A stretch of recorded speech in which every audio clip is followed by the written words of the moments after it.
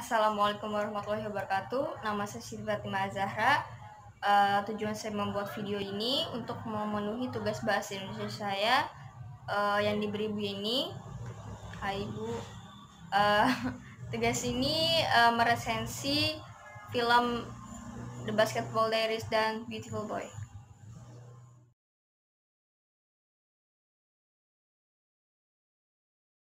Film ini berjudul The Basketball Diaries, disutradarai oleh Scott Calvert, diproduksi oleh Liz Seller dan juga John Bartman nulis. Film ini tayang pada 1995 pada 21 April. Jadi Jim ini seorang remaja. Dia ini tinggal di salah satu apartemen di New York bareng ibunya. Dia ini jago banget nulis sama jago juga main basketnya. Dia di sekolah juga pemain andalan tim basketnya. Bahkan tim basketnya dia ini, tim basket sekolahnya, itu salah satu yang terbaik di daerahnya. Nah, Jim ini punya teman, namanya itu Mikey, Pedro, sama Neutron. Neutron ini yang paling bijak dibanding mereka berempat. Terus suatu saat nih, mereka tuh mulai mengenal narkoba. Awalnya Jim sama temen-temennya tuh pikir kayak bisa lah dikendaliin, gak mungkin bakal sampai kecanduan atau apapun, cuma mereka gak bisa, terutama Jim. Mereka kan kecanduan nih, sampai pada waktu itu mereka tuh lagi mau tanding basket gitu lawan sekolah lain.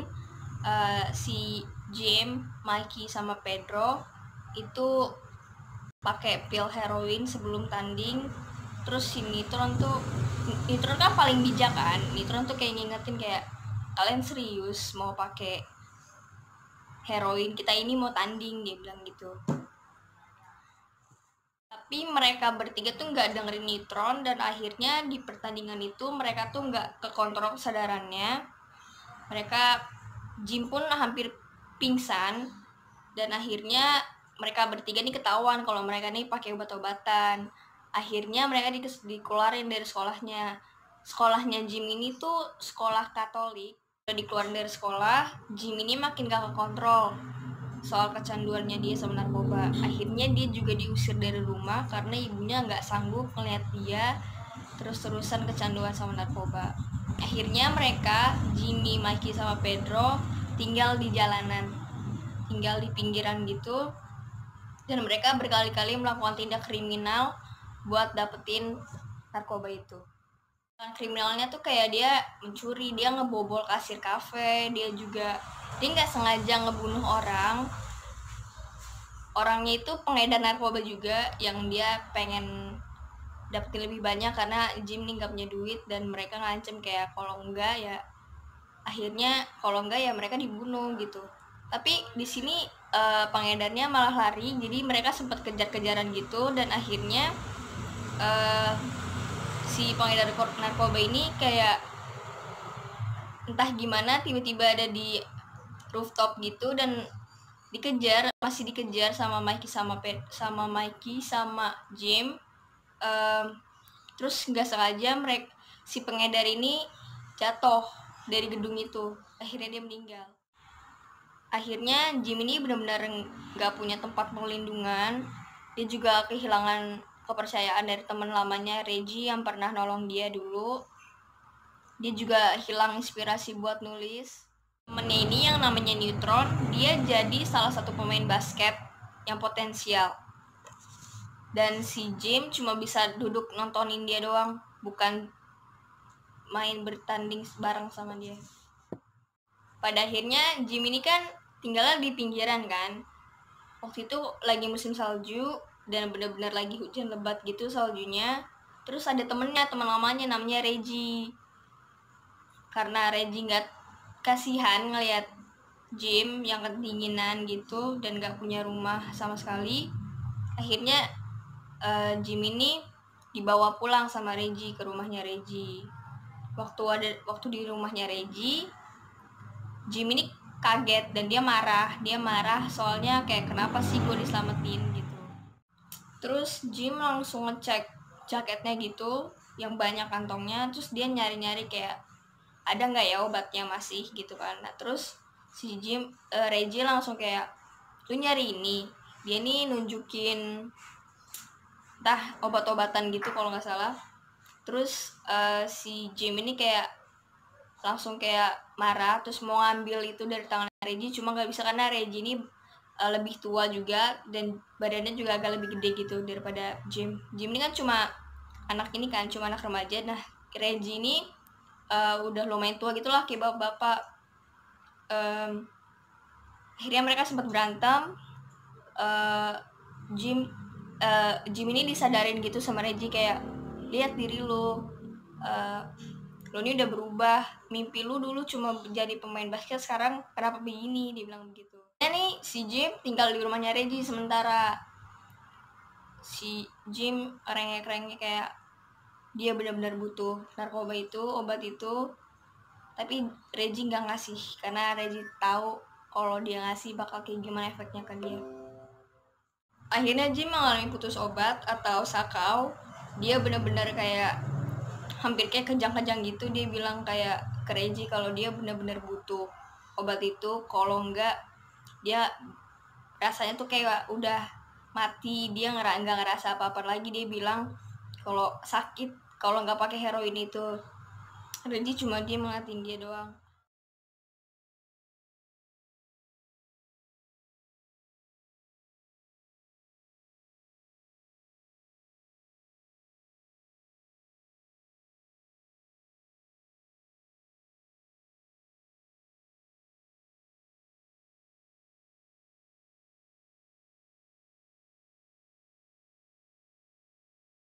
Film ini berjudul Beautiful Boy. Film ini disutradarai oleh Felix van Groningen.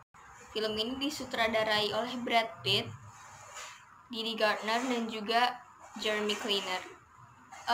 Film ini tayang pada 12 Oktober 2018. Film ini berdurasi 2 jam 1 menit. Ini dibintangi oleh Steve Carell sebagai David Chef, Timothée Chalamet sebagai Nick Chef, dan Maura Tierney sebagai ibu tiri dari Nick, Amy Ryan sebagai Vicky atau ibu kandungnya Nick, ada juga Stephanie Scott sebagai Julia, dan Caitlin Dever sebagai Lauren. Jeff merupakan seorang penulis freelance yang tinggal di San Francisco bersama satu istri dan 3 anaknya yang bernama Jasper, Daisy, dan juga Nick. Suatu malam, Nick ini nggak pulang 2 hari. Alhasil David telepon ibu kandungnya Nick, namanya Vicky. Dia bingung kayak mungkin nggak Nick ini pergi ke Los Angeles ke rumah ibunya ini. Terus ibunya cuma, loh kok udah 2 hari baru ngabarin sekarang. Akhirnya Nick pulang dalam keadaan mabuk, dan ayahnya David Chef melihat Nick ini udah makin aneh tingkahnya, dan akhirnya ayahnya ini David nganter Nick ke tempat rehabilitasi gitu.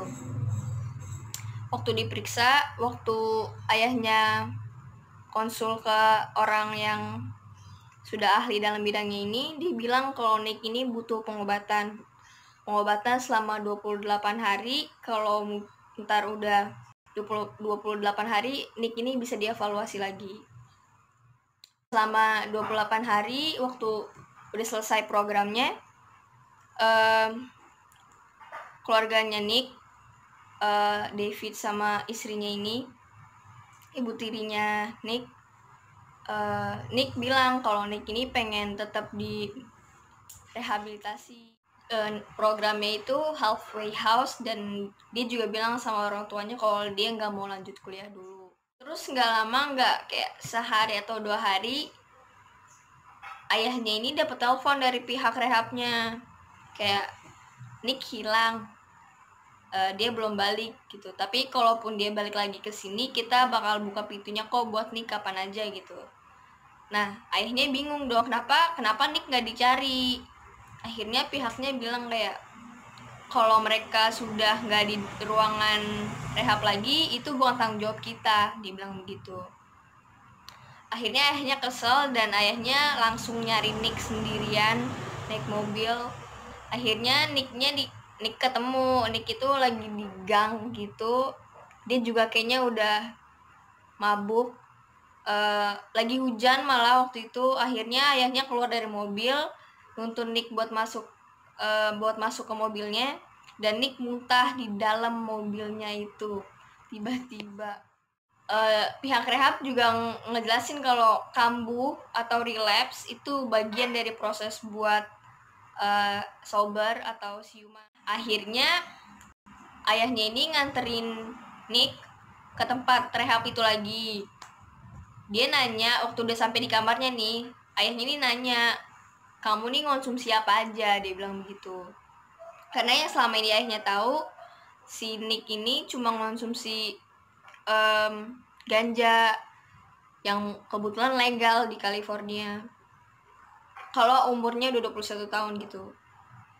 Terus Nick cuma bisa nangis, terus ayahnya teriak-teriak kayak, apa, jawab, kenapa kayak gini, kita dulu nggak kayak gini, dia bilang begitu.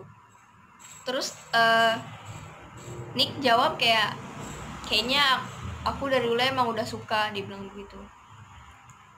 Ya udah, kamu konsumsi apa aja. Dia sebutin semua jenis narkoba kayak LSD, heroin, dia juga alkoholik. Dia benar-benar mengonsumsi semua jenis narkoba, dan yang paling parah itu crystal meth. Itu yang paling dia candu, crystal meth.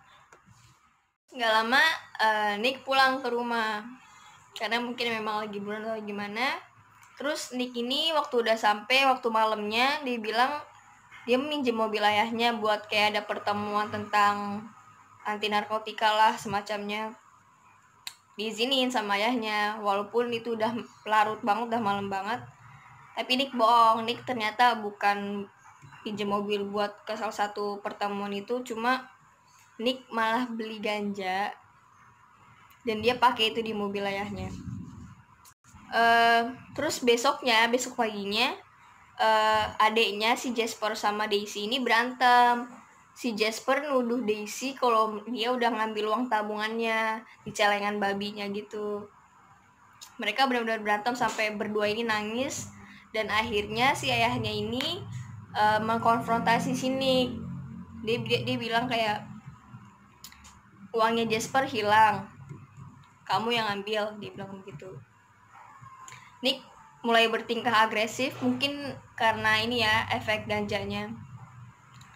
Nick ini agresif, terus dia mulai berkata-kata kasar dengan nada yang lancang kepada ayahnya. Terus ayahnya langsung bilang kayak, kamu mulai pakai lagi ya. Terus dia marah, dia teriak-teriak, dan dia akhirnya pergi lagi ke tempat kuliahnya. Terus sempat ditahan sama ayahnya buat kayak, enggak, kamu gak usah kuliah, kamu ini belum siap, dia bilang begitu. Cuma Nick tetap nolak itu dan tetap kabur buat pergi kuliah. Ke awal film, jadi di awal film itu ayahnya Nick tuh kayak ke dokter gitu, dia nanya-nanya kenapa crystal meth ini apa sih, bisa bikin otak kayak gimana sih. Terus dokternya ini ngejelasin kalau crystal meth ini susah banget kalau buat di overcome kecanduannya, susah banget buat orang bisa sober dari crystal meth. Persen paling tinggi orang buat bisa overcome narkoba jenis ini cuma 8%, dan crystal meth ini salah satu yang paling bahaya karena ini juga ngerusak otak secara fisikal. Terus juga akhirnya ayahnya ini ke pusat kota, pokoknya kotanya ini tuh yang benar-benar kayak banyak orang gak punya rumah, orang terlantar gitu, pengemis, sama drug dealers, pengedar narkoba, sama pengguna narkoba juga. Akhirnya ayahnya ini beli kokain cuma untuk ngerasain apa sih yang anaknya rasain selama ini, buat gimana biar dia ngerti gitu apa yang dirasain sama anaknya. Terus nggak lama waktu di jalan dia ngeliat kayak ada anak remaja juga mungkin seumuran sama Nick. Dia nawarin buat makan bareng, cuma buat wawasan kayak kenapa sih anak muda tuh pakainya narkoba yang berat-berat kayak gitu. Beberapa hari kemudiannya David ini ayahnya dapat kabar dari Nick, dan mereka pengen ketemuan nih di salah satu restoran yang udah sering banget mereka kunjungin. Bilang ke ayahnya kalau dia ini udah sober selama 5 hari. Akhirnya ayahnya ini dapat kabar dari Nick. Terus mereka ketemuan di salah satu restoran yang mereka sering banget kunjungin dulu. Waktu udah ketemu Nick ini bilang ke ayahnya dengan tingkah laku yang anehnya Nick ini, dia bilang kalau dia ini udah nggak pakai obat-obatan selama 5 hari dan dia ini mau minta duit sama ayahnya. Ayahnya cuma bilang kayak, ayahnya ini kayak udah sadar gitu lah kalau dia meninggal, dia bohong gitu. Ayahnya udah sadar, terus ayahnya cuma nolak, terus minta Nick udah pulang aja, nggak usah kuliah, dia bilang begitu. Terus Nicknya marah-marah di situ, dia kesel karena dia nggak dikasih duitnya. Akhirnya dia pergi. Akhirnya beberapa bulan kemudian orang tua kandungnya Nick ini setuju kalau Nick tinggalnya di Los Angeles saja bareng sama ibunya. Di situ Nick lanjutin kuliahnya dan dia lulus kuliah. Dia juga udah nggak pakai obat-obatan selama 14 bulan. Nick nih kayak nyewain Nick sponsor gitu, kayak orang yang ngebantu Nick buat nuntun dia buat siuman, buat kayak hidup anti narkoba gitu. Itu berhasil. Terus juga Nick pergi nih ke San Francisco, California, jengukin ayahnya, jengukin keluarganya. Nah terus pas dia pergi lagi pulang dia, nah Nick ini mulai ngerasa cemas lagi, mulai ngerasa kalau dia tuh harus pakai lagi. Akhirnya dia nelpon Spencer dulu, orang yang ngebantu Nick ini. Nelpon Spencer, terus Spencer kayak mau ngeberhentiin Nick dari perbuatannya ini karena Nick bilang dia ini udah mulai ngerasa pengen pakai obat lagi. Nick nih kayak, Spencer nih kayak, udah lu kan jago nulis, lu tulis aja perasaan lu semua, lu tulis, jangan lari ke situ lagi, dia bilang gitu. Cuma Nick nggak mau dengerin. Nick malah pergi ke pusat kota buat beli obat-obatan lagi. Nah waktu di pusat kota ini Nick ketemu sama teman lamanya yang direhab, namanya Lauren. Akhirnya mereka berdua mereka berdua ngeracik crystal meth. Terus mereka pergi ke suatu rumah gitu, mereka pakai itu, terus mereka juga melakukan seks bebas. Akhirnya pagi-paginya ini mereka Nick pergi ke rumahnya lagi, pergi ke rumah ayahnya pergi ke rumah ayahnya yang saat itu gak ada orang di rumah ayahnya. Akhirnya karena dia nggak megang kunci, dia gedor-gedor sampai dia ngedobrak pintu buat bisa masuk, buat ngambil beberapa baju. Akhirnya mereka pulang, keluarga ayahnya. Habis itu si Jasper, adeknya, kayak, tadi aku kayak ngeliat Nick abis lari sama cewek, dia bilang begitu. Terus orang tuanya kayak, hah, di mana, dia bilang gitu. Itu di situ, dia bilang gitu. Akhirnya ayahnya keluar, ibunya juga keluar, terus ngeliat sekitar, dan benar ada mobilnya Nick.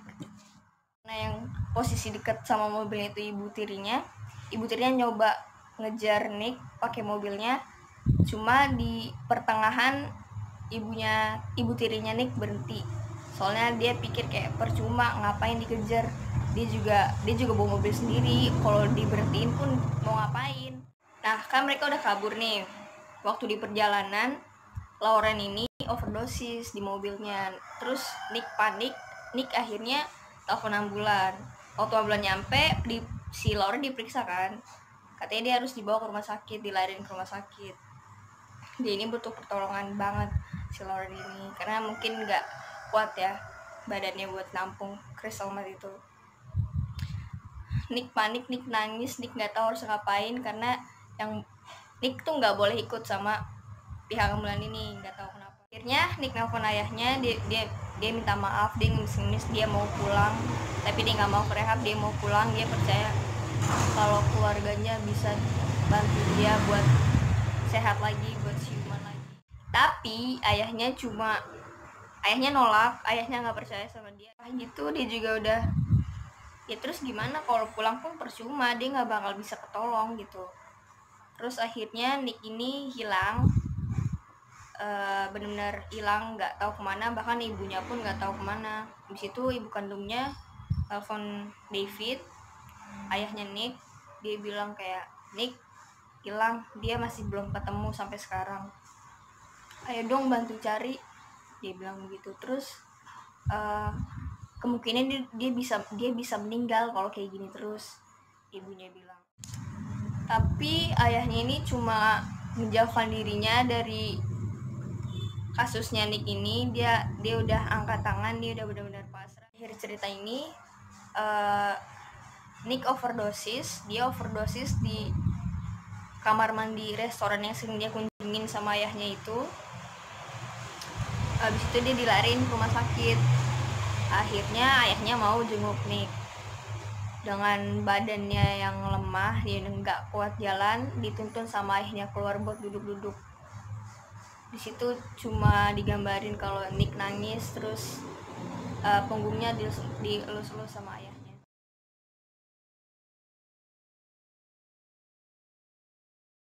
Nah, perbandingan film The Basketball Diaries sama Beautiful Boy ini, yang pertama, secara grafis lebih bagus Beautiful Boy, ya karena mungkin Beautiful Boy dibuat di zaman yang lumayan canggih teknologinya, bukan lumayan lagi, emang udah canggih banget dibanding film The Basketball Diaries yang dibikin pada tahun 90-an. Terus juga kalau di Beautiful Boy ada peran ayahnya. Dibanding The Basketball Diaries, di film The Basketball Diaries benar-benar nggak di mention sama sekali siapa ayahnya Jim ini, benar-benar nggak jelas, entah ada apa enggak. Tapi kalau di Beautiful Boy benar-benar kayak sosok ayahnya ini ada, dia benar-benar ngebantuin anaknya buat overcome kecanduannya dia ini. Dan keluarganya juga deket banget sama Nick ini dibanding Jim yang cuma tinggal sama ibunya seorang. Terus juga ending film The Basketball Diaries ini happy ending dan juga jelas gimana akhir ceritanya dibanding Beautiful Boy yang lumayan sedih ceritanya, walaupun akhirnya si Nick ini selamat dari overdosisnya, cuma nggak jelas karena endingnya cuma Nick nangis dan akhirnya ayahnya ngelus-ngelus punggungnya, dan itu kurang jelas untuk pengakhiran cerita.